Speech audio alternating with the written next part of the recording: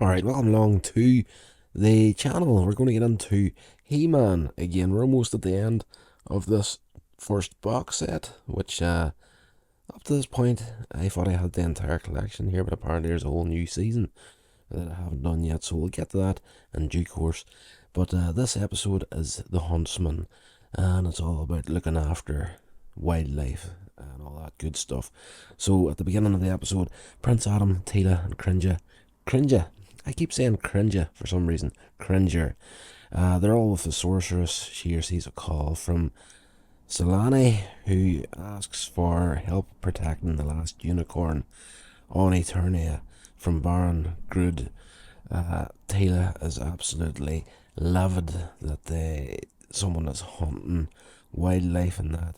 So this character, Solani, is she's from a group of fairy-like creatures who dwell in the forests, and they implore the sorcerers to intervene on behalf of the last unicorn. It's up to them to protect it, but this guy, this hunter, is just something that they can't deal with in any meaningful way. Essentially, they do get on his nerves on and off in the episode, but overall they need help to sort this out. But as I say, Teela is absolutely raging when she learns that this Baron plans to hunt the creature that will soon be extinct.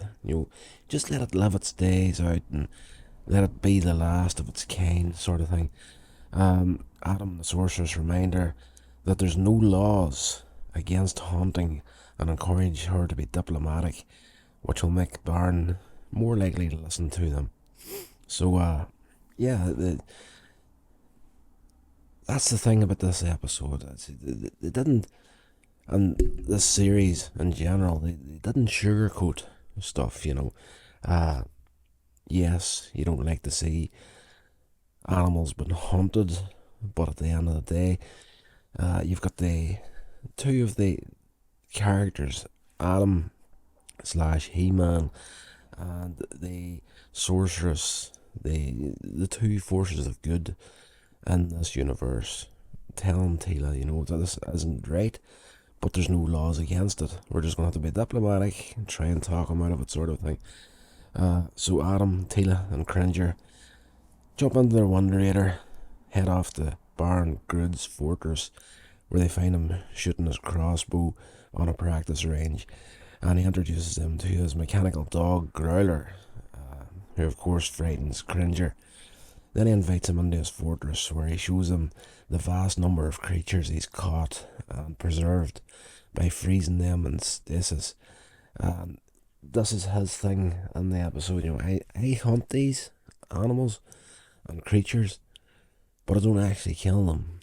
I hit them with a freeze ray, freeze them in time, so in a way they're going to live forever, sort of thing. So this is his justification for what he's doing. Teela is barely able to keep her cool while she's talking to him, but the Baron refuses to listen to both her bravado and Adam's more reasoned arguments against hunting the unicorn, insisting that it will stay safe and well protected forever in his fortress. Again, freezing it in time. Unable to talk him out of hunting the unicorn, they tell him that they'll go to the royal palace and appeal to King Randor to stop the hunt from taking place.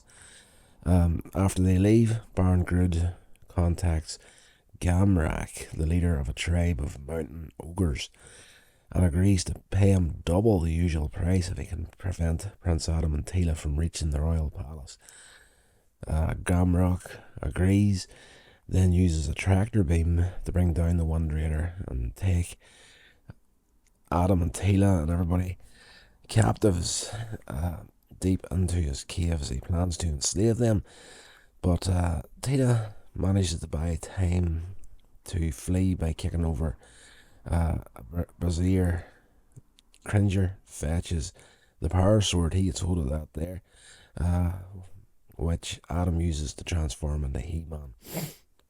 Sorry, I'm all over the place this morning. I've got a little dose of the cold on me. I'm just kind of talking through my nose, and this episode hateful, hate it, I guess. Um, yeah, so they get out, changes into He-Man, Cringer and the Battle Cat. Uh, of course, once they're far enough away from the ogres and Teela, that's the thing. Teela can't know that he's He-Man, and we do get to see that in Masters of Universe Revelation. The fallout from that, the Kevin Smith run of Masters Universe, actually very good. I need to do that on this channel at some point. So He-Man then immobilizes the pursuing ogres with stalactites from the roof. Manages to drop them down, kind of cage them in using that, and then goes looking for Teela, who he catches. She falls from a tree, she's using this thing to cross a chasm, and it breaks. A broken tree has fallen down over this chasm. Again, I'm all over the place, guys. Sorry about this. She's trying to get across this fallen tree. It breaks, falls. He manages to catch her. They escape from the cave, and He-Man blocks off the entrance to prevent Gamrak and his ogres from following them. They then return to the Wundrator and fly off to find Baron Grod. Meanwhile, the Baron and his mechanical dog Growler are tracking down the unicorn, but the Solani stall them by enlarging Growler's extendable nose and some fruits and stuff. It's just they mess with him, something shocking, but they're no match for this guy at the end of the day. Growler hits the fairies with stun beams from his eyes, and the Baron catches him in a bag, and he leaves tied to a tree branch. Soon after, he finds the unicorn and binds it with a special crossbow attachment. He-Man finds and frees the little fairy like Solani, but arrives too late to stop the Baron from flying away with his new trophy. So He-Man, Teela, Battle Cat, and the Solani follow Baron Grod's basher back to the fortress and break in to free the unicorn. Battle Cat smashes Growler to pieces when it attacks him, and He-Man destroys Baron Grod's crossbow with his sword. The Baron, however, is still determined to protect his prize and uses this device to remove one of his trophies, like revive one of his trophies, I should say. Like as we said earlier in the episode, he doesn't kill these creatures, he freezes them in time. So whenever He-Man and the heroes are starting to get the upper hand, he unfreezes an ape-like creature with tendrils for arms. It catches He-Man with its tendrils, but as the Baron prepares to revive another creature from stasis, the Solani redirects his shot as freeze ray on freeze ray beam sort of thing. They manage to redirect the shot into a horned cat-like predator right next to him. So this chases him and he flees. He-Man breaks free from the creature's tendrils and wraps him around Baron Grod's throne, and that's it sorted. That's out of the way. He then chases after the Baron with Teela, and they find him cornered by this predator that he had hunted down previously. Teela manages to freeze it in midair with her freeze ray, and I just lost my way in my notes. It pounces towards the Baron. She manages to freeze it.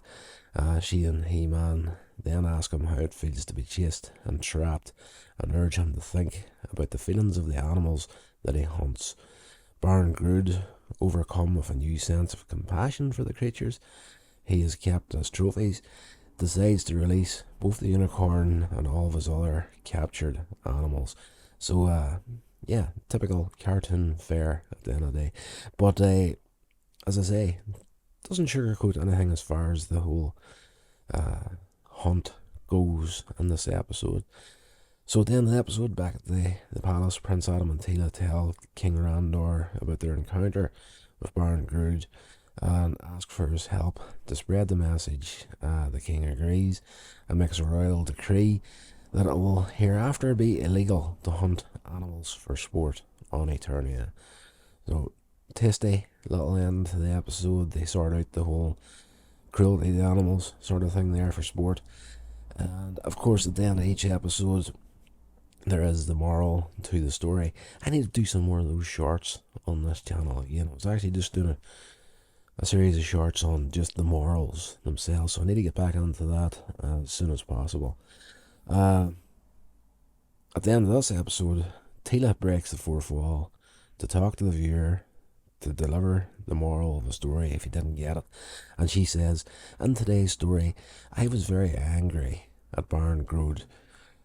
I was supposed to try and talk with him. Let me try that again. I messed up all my words because I can't breathe properly. Teela says, at the end of the episode, in today's story, I was very angry at Baron Grod. I was supposed to try to talk him out of hunting the unicorn, but I kept losing my temper. And when you lose your temper, you can't think clearly. We all get angry at times, but we should learn to control our tempers. It's better to stay cool and talk things out reasonably. Now, it's not always that easy, but it's usually the best way to solve any problem. Until next time, bye. Great little episode. Not one of the best out of the entire series, but very, very good. Of course, always good at teaching people lessons, and something that we found very, very useful. The like of me, that's going to be essentially the last. I worked this out not that long ago. At some point in the future, I was born in 1979. The cutoff for Gen X is 1980. At some point in the future, I'm going to be one of the last of Gen X. It's a crazy little thought just to have. But, great series that taught kids a heck of a lot. Whenever we were sitting after school, just before we did our homework and got our dinner, you got the kids' shows as soon as you came through the door from primary school, and you sat down and watched these shows. You learned a heck of a lot. This show was fantastic at. Right, that's going to do it for this episode, guys. I hope you enjoyed it. If you did, please like, comment, share, subscribe, do all that good social media stuff. I will love you forever. And until the next episode, hopefully I'm able to speak in the next one. Stay safe, and I will talk to you all then.